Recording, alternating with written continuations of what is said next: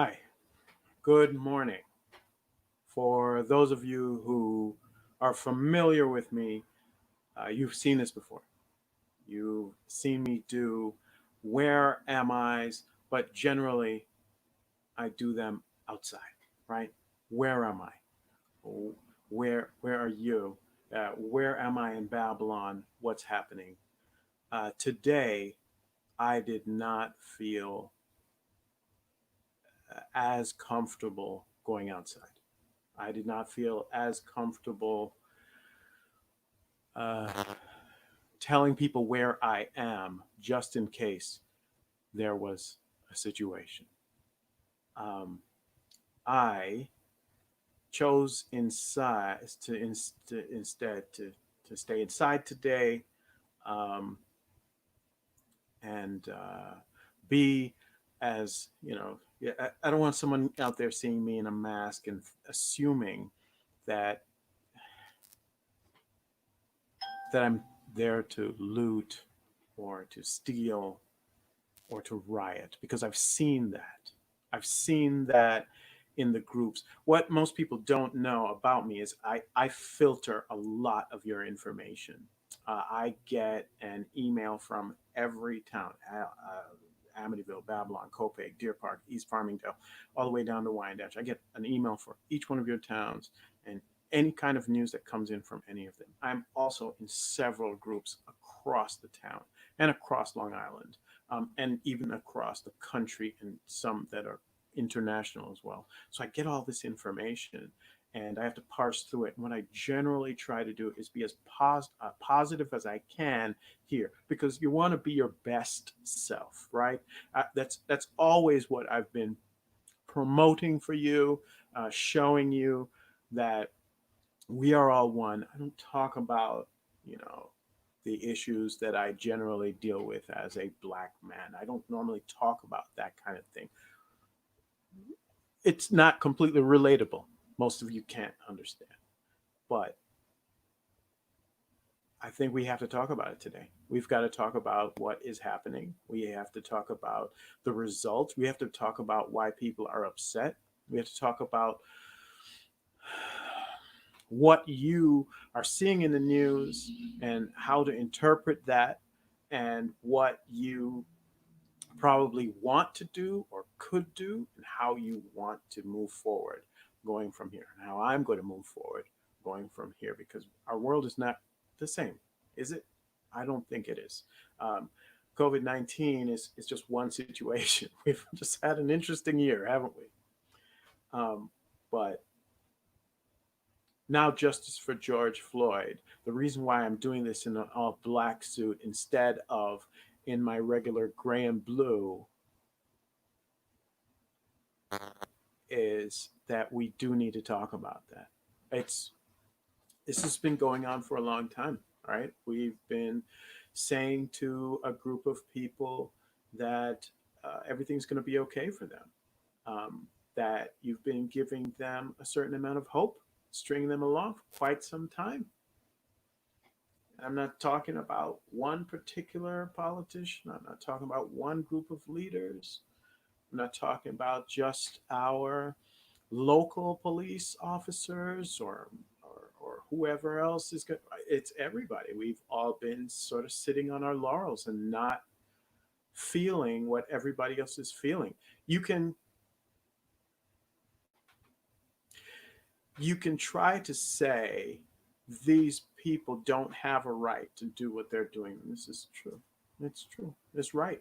You're right. They don't need to be destroying things. They don't need to be doing that. It's not the way they should be doing it. But if you get told over and over and over and over again, things are going to change, things are going to get better, and literally in front of your face, someone who's got the same color of you has been killed, and nothing happens. Nothing. Nothing. Again, people get upset. And then on top of that, you say to yourself, I've heard you, I'm seeing you in the groups. Not all police officers are bad. Of course not. I have so many friends here on Long Island who are police officers or related to police officers.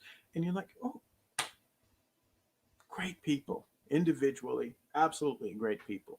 But there were four of them laying on that man. Four of them. I know a lot of people only saw two, but when they've tilted it around, four of them for almost 10 minutes.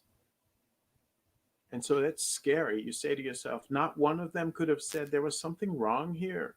This isn't something that we should have done. Then back that up. The woman in Central Park basically knew that from the system, she was going to be able to say to this man, I'm going to call the cops on you. And when all this gets sorted out, you'll still have lost.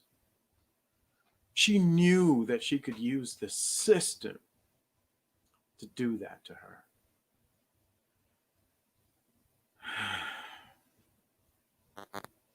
So the question is, how do we deal with this today when there is a protest going to be in West Islip today? And there are people talking about getting the guns out. There are people talking about where is these troublemakers are happening, driving into them. I saw a woman who is so crazy. You can see all your stuff on Facebook. I can see who you are. A Hofstra University student, medical student, is talking about, don't bring that to my neighborhood. I'm going to run you over. A peaceful protest. Now, I do understand there are four different types of protesters. That's what I've seen. Four different types. There are the people who want justice for George Floyd. There are people who want racial inequity to stop, and they're generally peaceful. And that's the thing. The media doesn't show you all of those. The overwhelming majority of people, 10, 20, 30, 40,000 people walking in the United States, in cities across the United States, in cities across the world, all over, because this off the books apartheid system that we have here. And what is apartheid? Apartheid is when you literally say within your system, you have a different set of rules for these groups of people versus these people over here. Now, South Africa had it as a thing that they did, but they were honest with it. They put it on their books. They put it on the law. Here in the United States, we have kind of an undercurrent of it, where a policeman is going to stop me later today if he sees rocks, because he's looking for rocks or incendiary devices because whatever is happening there at these protests. You got the second group who are obviously in a minority, who do feel this thing, and they're young. They've been sitting around the COVID-19 and they're freaking out and breaking things. It's not cool. It's not right. It's not right. But I understand, because of the anger, because they have no hope. They've lost all of that. They don't believe you because you've stood before them over and over and over and over again and said the same thing.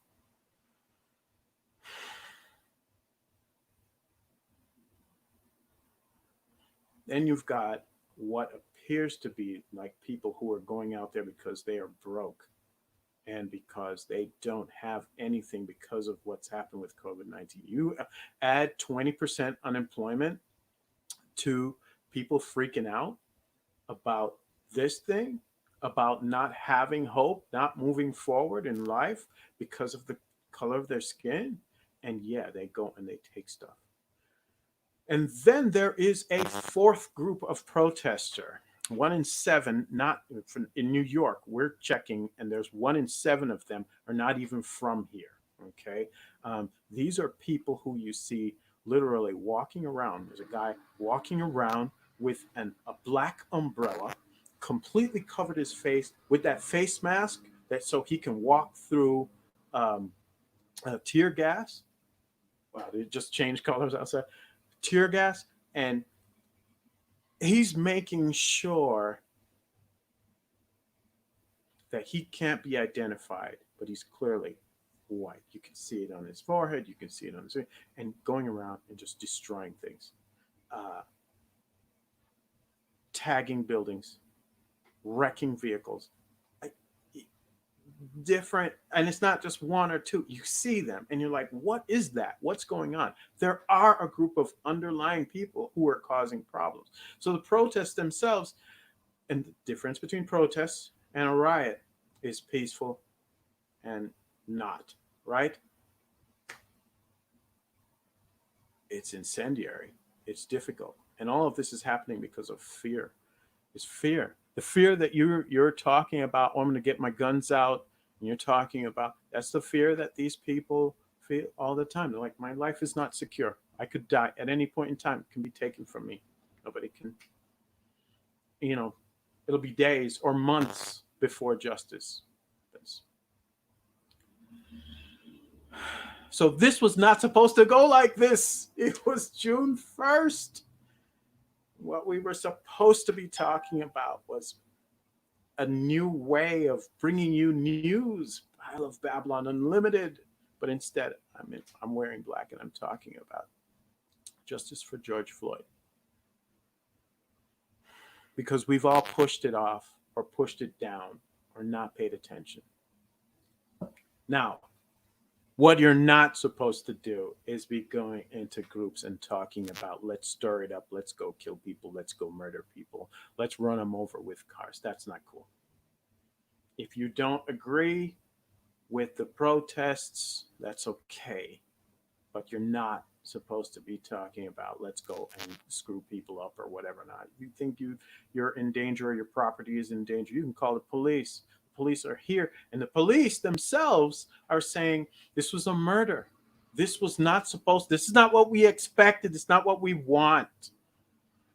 Okay, I waited too long. Now my neighbor's cutting her lawn. uh, what you can do, reach out to your black friends. I had a couple of them call me. One of them on here talking to me right now, saying he's lost.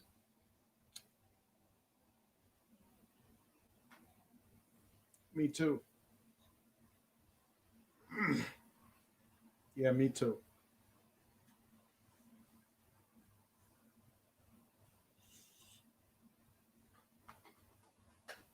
But, but there's always hope.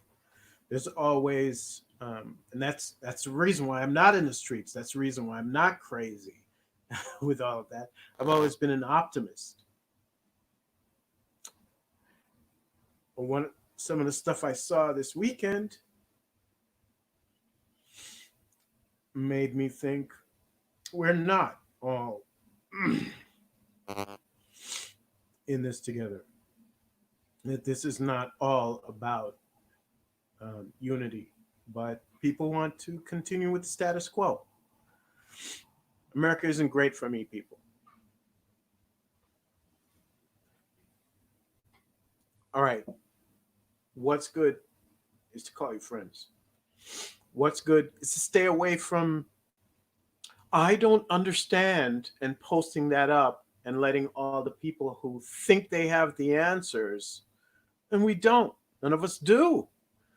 Write all their bullcrap on there. I saw someone write, and here's the hope part, right? I saw someone write, how can I get involved with a people of color march that's happening here in town? I thought that was so amazing. That was Babylon. Um, and then some people were writing on there, stupid is as stupid does. And I was taken aback again. I'm like, what the heck? But then I've seen people writing about what's good.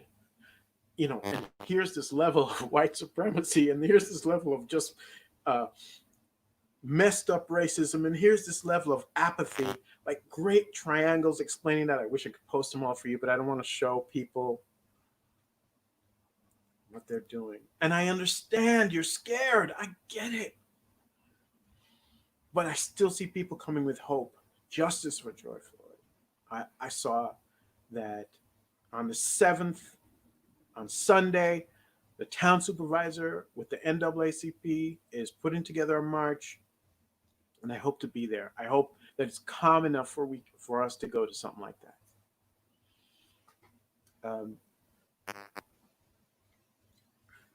But regardless, with all of this stuff happening, we still got COVID-19 going on.